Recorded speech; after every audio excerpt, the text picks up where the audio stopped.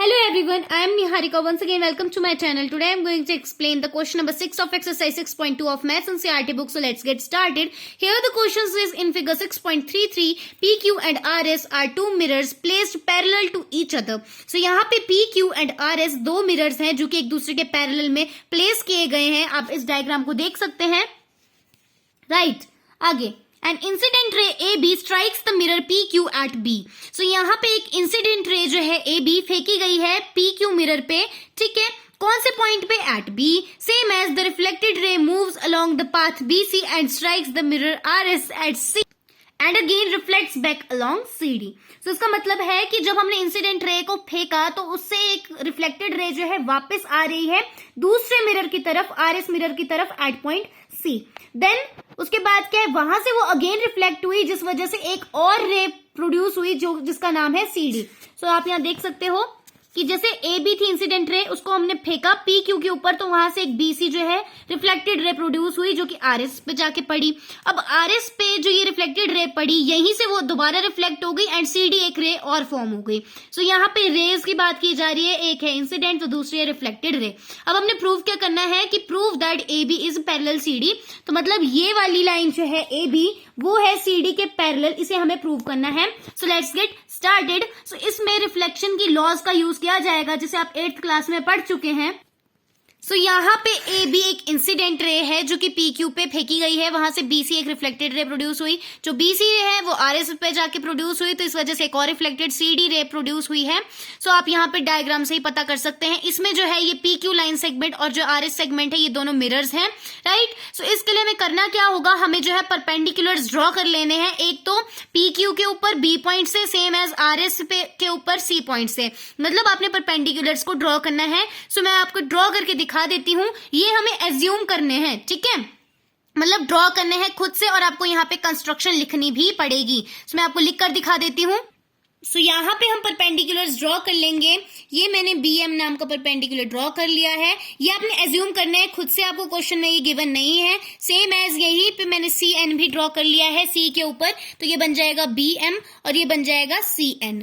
अब आप देख सकते हो कि PQ जो है RS के पैरेलल है, हमें क्वेश्चन में गिवन है और हमें पता है एक थ्योरम से कि परपेंडिकुलर्स जो कि पैरेलल लाइंस पे ड्रॉ होते हैं वो एक दूसरे के भी पैरेलल हो जाते हैं. तो इसका मतलब BM जो है वो भी CN के पैरेलल हो जाएगा, ठीक है. मतलब BN जो है पैरेलल है CN के. रीजन मैंने आपको बता दिया है, जो परपेंडिकुलर्स पैरेलल लाइंस के ऊपर ड्रॉ होते हैं वो भी एक दूसरे के इक्वल होते हैं, राइट. अब ड्रॉ करने के बाद हम कुछ एंगल्स ड्रॉ कर लेते हैं. जैसे कि यहाँ पे मैंने एक एंगल 1 बना दिया, ये एंगल 2 हो गया, ये एंगल 3 हो गया एंड ये एंगल 4 हो गया. अब जैसा कि हमने 8th क्लास की लॉज ऑफ रिफ्लेक्शन पढ़ी थी उसमें ऐसा बताया गया था कि the angle of incidence is always equal to the angle of reflection. So ये हो जाएगा हमारा एंगल ऑफ इंसिडेंस, मतलब इंसिडेंट रे से बनाया गया एंगल ये हो जाएगा, ठीक है. सेंटर में जो लाइन प्रोड्यूस होती है वो होती है नॉर्मल. जिसने साइंस का चैप्टर अच्छे से पढ़ा है उसे तो याद होगा कि इंसिडेंट रे होती है जो फेंकी जाती है और उधर से जो प्रोड्यूस होती है एक और लाइन उसे हम कहते हैं रिफ्लेक्टेड रे. मतलब AB यहाँ पे इंसिडेंट रे है, BC हमारी रिफ्लेक्टेड रे है और ये जो सेंटर में लाइन जो हमें परपेंडिकुलर ड्रॉ करा है वो हमारा नॉर्मल है, ठीक है. अब नॉर्मल के इधर उधर जो एंगल फॉर्म होते हैं ये होता है इंसिडेंट एंगल, ये होता है एंगल ऑफ रिफ्लेक्शन. तो इसका मतलब angle 1 is equal to angle 2. Same as यहाँ पे भी सेम चीज है, ये है एंगल ऑफ इंसिडेंस, ये है angle of reflection. So angle 3 is also equal to angle 4. Reason will be due to laws of reflection. हमारी लॉ ऑफ रिफ्लेक्शन ये बताती है कि लॉ ऑफ रिफ्लेक्शन हमें ये बताती है कि the incident angle is always equal to the angle of reflection, ठीक है.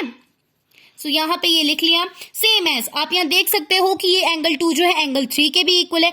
क्यों है? अगर हम PQ और RS को पैरेलल माने और BC को उसकी ट्रांसवर्सल माने तो उसके ऑपोजिट साइड में जो भी एंगल फॉर्म होते हैं वो होते हैं हमारे alternate interior, ठीक है. So angle 2 is equal to angle 3. Reason will be alternate interior. They are alternate interior, right. So यहाँ पे हमारी एक टाइप से ये सारी इक्वेशंस बन जाती है. Angle 1 is equal to angle 2, angle 3 is equal to angle 4, angle 2 is equal to angle 3, ठीक है. सो इसका मतलब इन इक्वेशन से क्या है, ये सारे एक दूसरे के इक्वल है, ठीक है. सो यहाँ तक तो हमने सॉल्व कर लिया. अब बेसिकली हमने प्रूव करना है कि ये AB जो है CD के पैरेलल है. पैरेलल कब प्रूव होते हैं? जब ऑल्टरनेट इंटीरियर एंगल जो है फॉर्म होते हैं. सो आप यहाँ देख सकते हो सारे एंगल्स एक दूसरे के इक्वल हैं, तो इसका मतलब angle 1 plus angle 2 is equal to angle 3 plus angle 4, मतलब ये पूरा एंगल जो है इस पूरे एंगल के इक्वल है, राइट? क्यों है?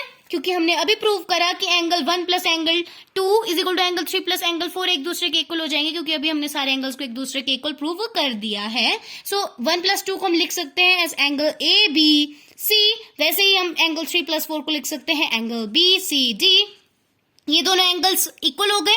अब आप ध्यान से देखोगे अपने डायग्राम को, तो ये दोनों जो है ट्रांसवर्सल के ऑपोजिट डायरेक्शंस पे फॉर्म हुए हैं।